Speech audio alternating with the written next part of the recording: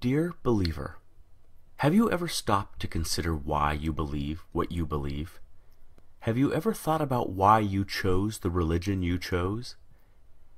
Why do you believe in Jesus Christ as the only means to eternal salvation, and not in karma or reincarnation? Why do you believe that Allah is the one true God and Muhammad is his prophet, and not in the Four Noble Truths of the Buddha? Why do you hold to the Torah as the only revealed word of God, and not the Bhagavad Gita?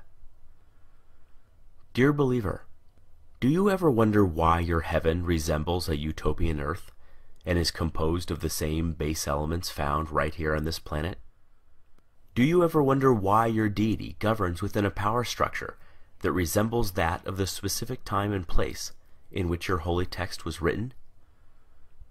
Do you ever wonder why your God looks just like you, or the animals with whom you share the planet? Dear believer, is the faith you practice the dominant one within your culture?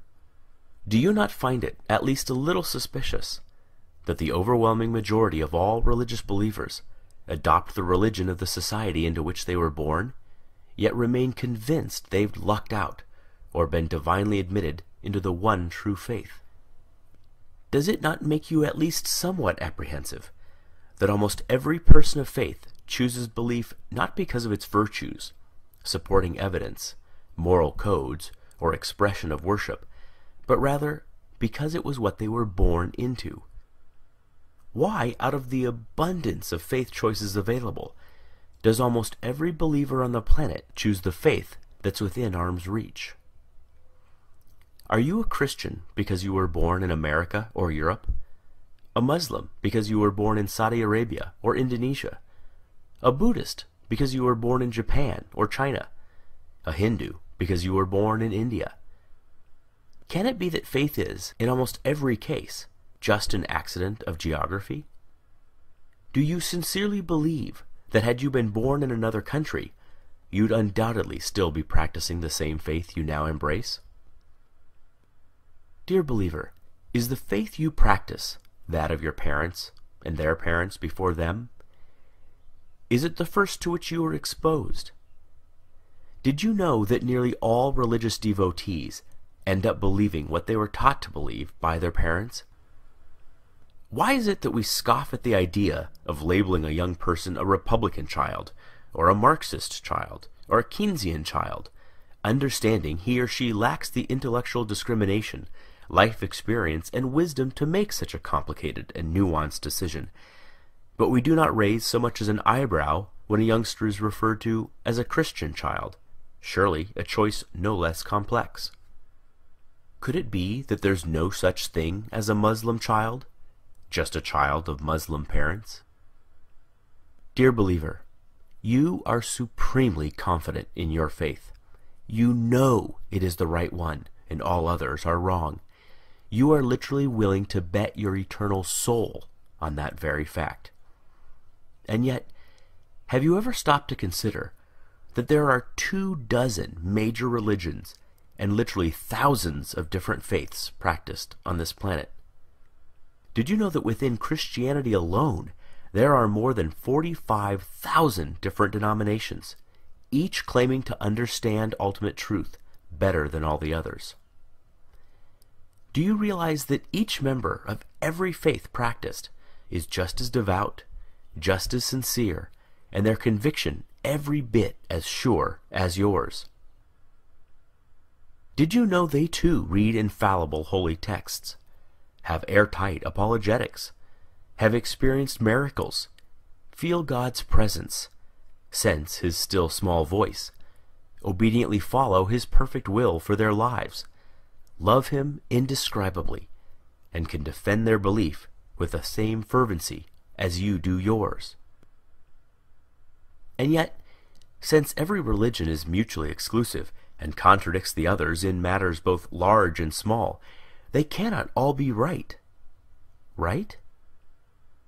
You know, you just know, your faith is the exception. And yet, if every member of every faith feels just as you do, what are the odds you're right? Dear believer, I've often been told that my unbelief is a guarantee of missing out on heaven and ending up in hell. But who's heaven? Who's hell? I've often been told that I should, just to be safe, accept God. After all, what have I got to lose? But who's God? Given so many options, aren't I more likely to choose incorrectly? Might not I be better off wagering on no God rather than on the wrong God? You put it to me, what if you're wrong? But what if you're wrong? What if, rather than Jehovah, Allah is the one true God, or Shiva, or Wu-Tan, or some god on the other side of the planet you've never even heard of yet? The truth is, you already know what it's like to be an atheist in regards to every other faith but your own. It's clear to you that adherents to other faiths are mistaken, deluded, or deceived. But they think the same of you. The way you view them is exactly the way they view you.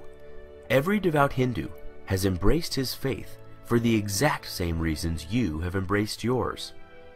Yet you do not find his reasons compelling, nor do you lose sleep at night, fearing that if you die, you'll wake up in his hell.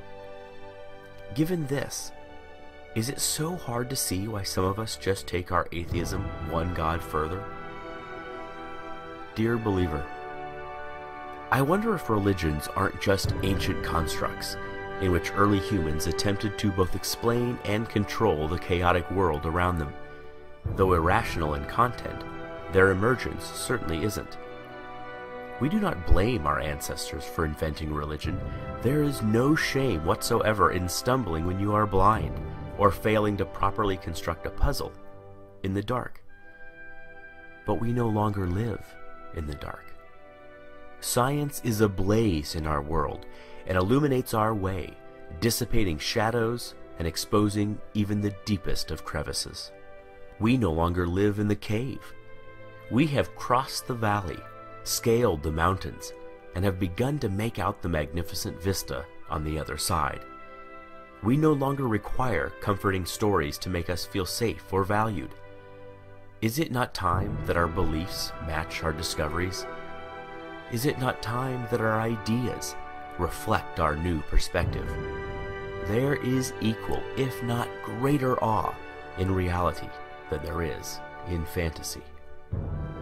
Perhaps it is time to stop telling ourselves that we are the reason the universe was made, that our culture is somehow better than other cultures, that our tribe was chosen over all other tribes. It is time to learn how the universe really is, even if that deflates our conceits, wounds our pride, humbles our point of view, and forces us to admit that we do not have all the answers. Believer, if you honestly value the truth above all things as you claim, as I truly know you do, you must confront these fundamental questions. Far better, Carl Sagan said, to embrace a hard truth than a reassuring fable.